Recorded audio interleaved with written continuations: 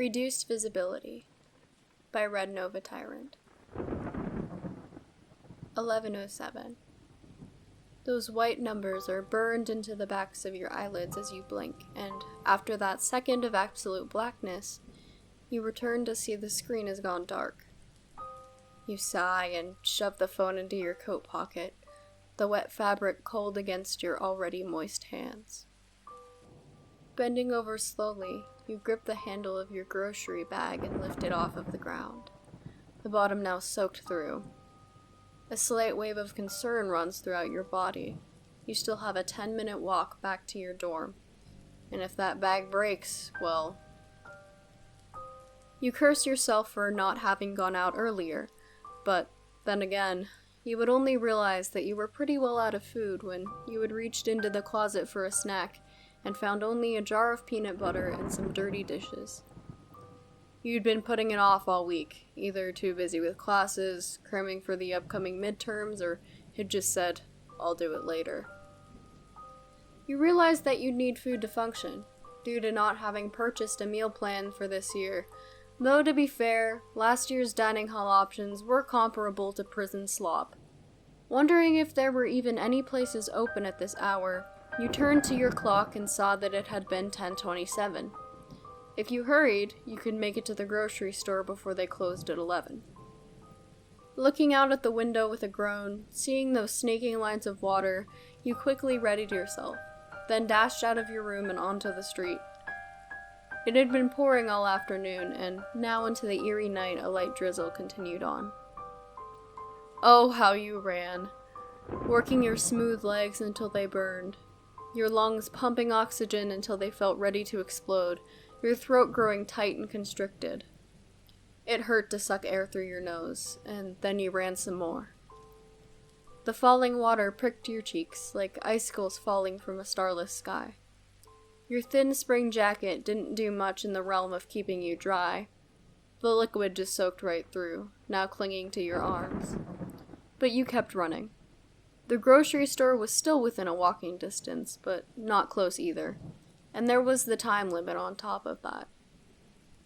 The rubber squeaking of your sneakers echoed throughout the concrete and metal walls as you rushed around, while a zombie night shifter announced the store's closure in 10 minutes. You tried to recall what you came here for, but the panic began to build and overwhelmed your mind. To and fro, spinning on your heels, rushing and shoving items into your cart, you hurried to the cash and made your purchases. You doubted that you had everything you were looking for, but at this point you're too exhausted to care. But now, as you begin to re-enter the suburbs, the weight of the bags was beginning to take their toll, after just having done your intensive exercise for the week. It hurt to breathe, and your mouth was a desert that had forgotten the slick feel of saliva, now dry and harsh. Your tired eyelids begin to betray you too, and your head swirls, like greasy dishwater down a kitchen sink. Just before you feel as though you're going to take a nap on the damp sidewalk, you feel it. Those goosebumps, roaring their way up your back and around the back of your neck. You're being watched. You don't have any proof, and it's probably just your paranoia acting up, but you can't help it. There's a snapping of wood. Your head whips around to find nothing. Nothing but a stray cat running out of a bush and disappearing in the darkness of an unlit side street. You breathe a sigh of relief, then continue on, shaking your head as little droplets dance in your hair. Though it was only March, the street back to your dorm reminds you of Halloween. The only color to be seen is orange, painting the houses in its daunting shade, and anywhere the lamppost couldn't touch, the darkness painted it black. It didn't help that the houses were not in the best of shape.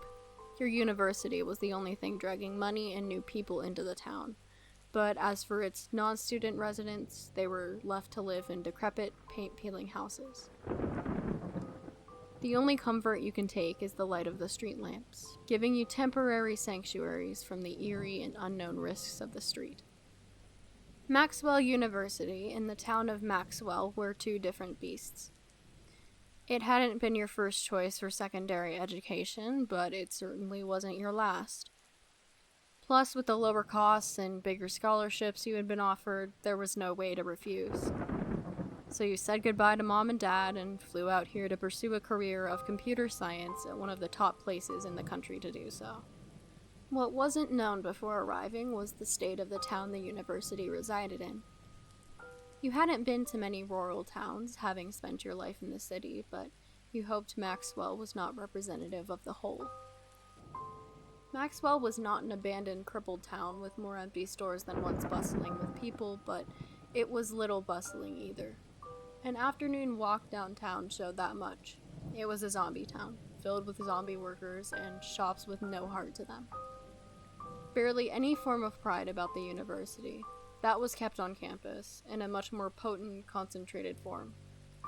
The screaming and daytime drinking had chased you away to go explore, even though the sun was not too kind to your fair yet pale and dorsey skin and poorly adjusted eyes. Eventually, you'd make friends of similar minds in your classes to laugh and bitch about this over, but for now, you were quintessentially alone. The odd looks from the elderly troubled you. They were the only ones around, it seemed, and all of their stares had the same tone: judgment. They probably imagined you were down here to cause trouble, likely based on past generations of students, but you stayed silent and wandered on. You noticed a tall sign for a coffee place and decided to get a drink when a strange sensation rattled down your spine. Your shoulder blades press together uncomfortably and you feel air against the back of your neck. Turning around, you're met with the face of another older fellow with an unkempt beard and dirty jacket, standing almost on top of your own shoes. You stumbled back and turn away again, trying to get the image of his silent moving mouth and missing teeth out of your head as you pick up the pace. You don't want to be involved with this strange man, even if he needed something, and you decide not to return downtown for a while. The last thing you want is to become a regular face to him. That's why your heart begins to race as you see a figure standing solemnly under the street light on the other side of the road. You couldn't be sure that it was him, but the puffy jacket and toque matched. You don't think much of it until a certain question comes to mind. Where did he come from? He wasn't there just a minute ago. Did he just leave his house or apartment, if he actually had one? No, he couldn't have.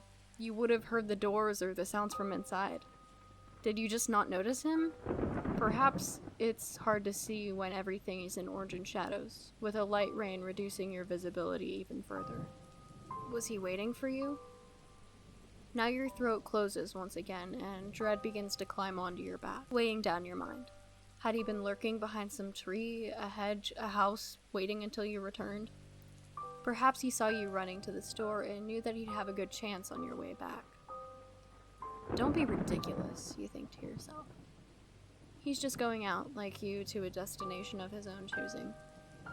You almost laugh at how jittery you are. So strange that, despite being surrounded by houses of other people, you're anxious over one guy walking on the opposite side of the street. One guy that probably has no quarrel with you, but his sudden appearance still toys with you. You enter a dark section of the street, the spot between two streetlights. Your eyes slowly try to adjust to the dark after waiting under that last light for so long, but even then it's hard to make out his figure in the dark.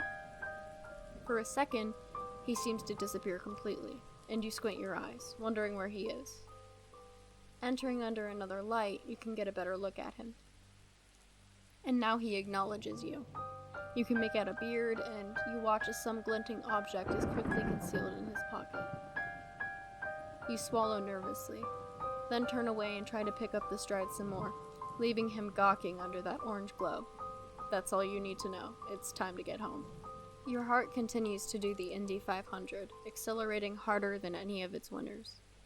You want to look again, to check and see if he's still there, still watching you, but you're scared of what he might do should you do so. The rain begins to fall harder, and you can no longer make out the sounds of his footsteps against the pavement. The pace of your breathing quickens. The air feels sharp, cutting the inside of your nostrils with every intake. You can't take it anymore. He could be right on top of you, and you'll be dead if you don't know to run. Your head whips around to see him there, under a different streetlight, trying to catch up to your pace. Panic takes your mind while dread continues to cling on. You walk faster still, trying not to cry out. Don't look again, you tell yourself. Just keep going. Just then, in the distance but approaching, a low, hefty grumble. A car. Someone is passing by soon. That'll keep him away from you. He can't do anything if there are other people near. And plus, you're almost back on campus. Surely you can find a security patrol and ask them to escort you back to your dorm. The two white beams cut their way through the rain and orange glow of the lamps, growing larger and brighter as the car comes closer. You look back quickly once more, just to see his reaction. The man is looking back at you, his pace slowed. You feel your heart lift as the car passes, realizing you're about to escape.